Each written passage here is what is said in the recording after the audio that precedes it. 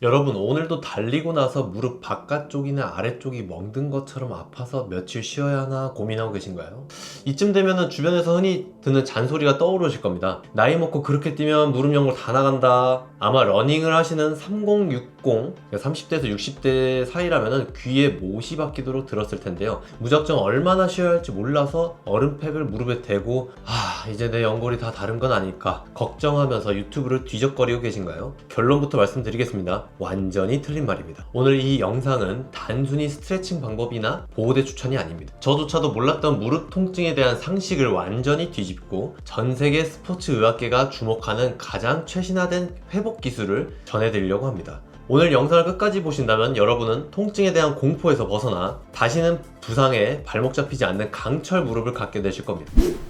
우리의 인체는 쓰면 쓸수록 닳아 없어지는 기계 부품이 아닙니다. 오히려 적절한 자극을 주면은 더 스스로 강하게 만드는 살아있는 생명체이죠. 인체가 적절한 부하를 통해서 얼마나 놀라운 회복력을 보여주는지 제가 감동적인 과거 사례 하나를 갖고 왔습니다. 바로 대한민국의 영원한 마라톤계 전설 이봉주 선수의 이야기입니다. 그는 2020년 원인을 알 수 없는 근육 긴장 이상증이라는 희귀병에 걸렸습니다. 뇌신경의 문제로 복부 근육이 멋대로 수축하여 등과 목이 90도로 꺾여버렸죠. 휠체어를 타고 지팡이를 짚어야만 했습니다. 모두가 끝났다고 푹 쉬어야 한다고 말했습니다. 하지만 그는 포기하지 않았죠. 통증과 제약 속에서도 긍정적인 마음을 잃지 않았습니다. 그는 매일같이 걷고 관절에 무리가 가지 않는 선에서 끈질기게 점진적인 부하를 주면서 재활 운동을 이어갔습니다. 그 결과는 어떻게 됐을까요? 수술로도 완벽히 펴지지 않았던 등이 서서히 펴지기 시작했습니다. 그리고 4년 뒤인 최근 그는 보란듯이 5kg대를 22분에 주파하고 10kg 완주까지 성공했습니다. 최악의 질병 앞에서 무작정 쉬는 게 아니라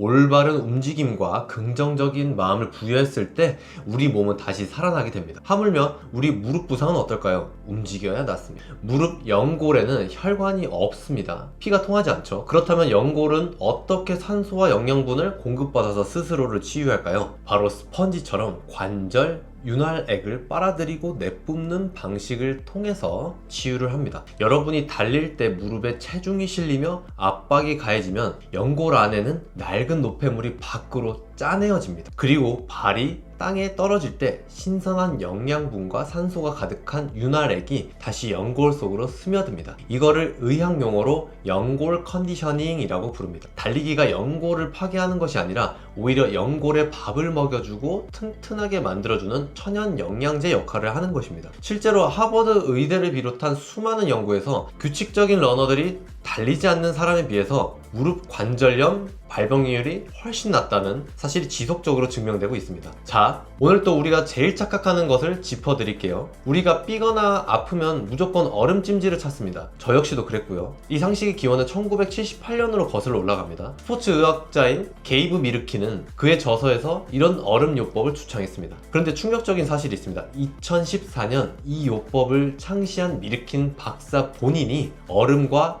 완전한 휴식은 오히려 회복을 지연시킨다 라면서 자신의 주장을 철회했습니다. 아니, 얼음을 대면 아픈 게 싹 가시는데 왜 나쁘다고 하는 걸까?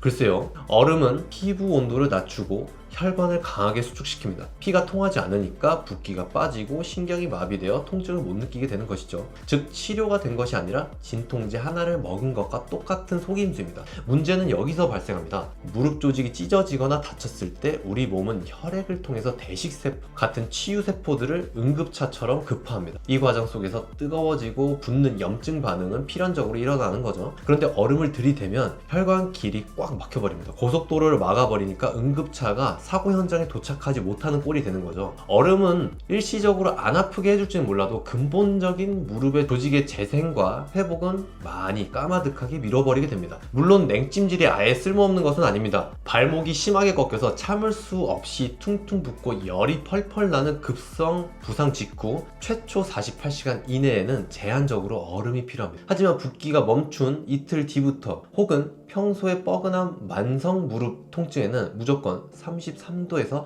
38도의 따뜻한 온찜질을 20분씩 해주는 것이 진짜 회복의 열쇠입니다. 2020년 영국 스포츠 의학 채널인 BJSM은 전 세계 의학자들을 최신 연구를 종합해서 새로운 부상 회복 프로토콜을 발표했습니다. 그 이름도 참 따뜻한 Peace and Love입니다. 부상 직후 급성기에는 피스로 평화를 찾아라. P, 프로텍트, 보호. 다쳤을 때 억지로 참으면서 뛰지 마세요. 1에서 3일 정도 무리가 가는 동작을 피하며 보호해야 합니다 라는 뜻이에요. 2, 엘리베이트, 거상. 누워서 쉴 때는 무릎을 심장보다 높게, 베개 등을 받쳐서라도 더 높게 올려두세요. 불필요한 붓기가 중력을 타고 쑥 빠지게 됩니다. A, 소염 진통제를 먹거나 얼음을 들이붓지 마세요 라는 뜻인데요. 통증이 너무 심하면 소염 작용이 없는 타이레놀을 드시는 것이 훨씬 낫습니다. C. 컴프레스, 압박 붕대나 무릎 보호대로 지그시 눌러서 과도한 출혈과 붓기를 막아주세요. E. educate, 교육과 인지. 남에게 내 몸을 완전히 맡기려고 하지 마세요. 내 몸은 능동적으로 치유할 수 있다는 사실을 믿고 인지해야 합니다. 붓기가 빠진 후 러브, 사랑으로 채워라. 로드, L, 점진적 부하입니다. 푹 쉬는 건 끝났습니다. 통증이 찌릿하지 않는 범위 내에서 가볍게 걷거나 체중을 실어서 무릎에 부하를 주어야 합니다. 뼈와 인대는 체중이 실려야만 내가 튼튼해지겠구나 하고 반응하면서 리모델링을 시작합니다. 5. 옵티미즘, 긍정적인 마음. 아까 이봉주 선수 이야기 들으셨죠? 불안감과 우울함은 뇌에서 통증 신호를 증폭시킵니다. 나는 나을 수 있다 라는 긍정적인 기대감이 실제로 회복 속도를 극단적으로 올려주게 됩니다. V. 혈류 공급. 땀이 살짝 날 정도의 실내 자전거를 타기나 가벼운 수영을 하세요. 혈관을 팽창시켜서 상처 부위에 따뜻한 피와 산소를 마구 퍼다 날라주어야 됩니다. 2. 엑서사이즈, 운동. 무릎 주변의 앞벅지, 대퇴사두근과 엉덩이 근육을 강화하는 운동을 해서 키네틱 체인을 바로잡아야 합니다. 우선 우리가 무릎 통증을 바라보는 관점부터 완전히 바꿔야 합니다. 무릎을 매일 쓸 수 있는 에너지 통장과 같습니다. 무릎뼈, 인대, 연골은 각자 견딜 수 있는 고유한 부하가 범위가 정해져 있습니다. 이 통장 잔고 안에서 달리면 무릎은 오히려 더 튼튼해지는 재생 과정을 거치지만 이 한계선을 넘어버리게 되면 우리는 몸의 항상성을 잃게 됩니다. 이때 우리 뇌가 보내는 긴급 경고 신호가 바로 통증인 것입니다. 무릎이 아픈 거는 단순히 조직이 찢어져서 라기보다는 신체가 평형을 되찾기 위해서 여러분에게 행동 수정을 요구하는 상태인 거죠. 그런데 여기서 많은 러너가 치명적인 실수를 합니다. 통증이 오면 무조건 완전 휴식을 선택하는 겁니다. 아무것도 하지 않고 누워만 있으면 우리 무릎의 에너지 한계선은 점점 쪼그라들게 됩니다. 나중에 아주 조금만 걸어도 통증이 생기는 약한 무릎이 돼버리죠. 진정한 리커버리의 핵심은 통증이 없는 범위 내에서 적절한 부하를 계속 주어 무릎이 견딜 수 있는 항상성 구역을 다시 넓히는 데 있습니다. 이제 저는 남의 말이 아니라 내 몸의 상태를 살핍니다. 지금 내 무릎이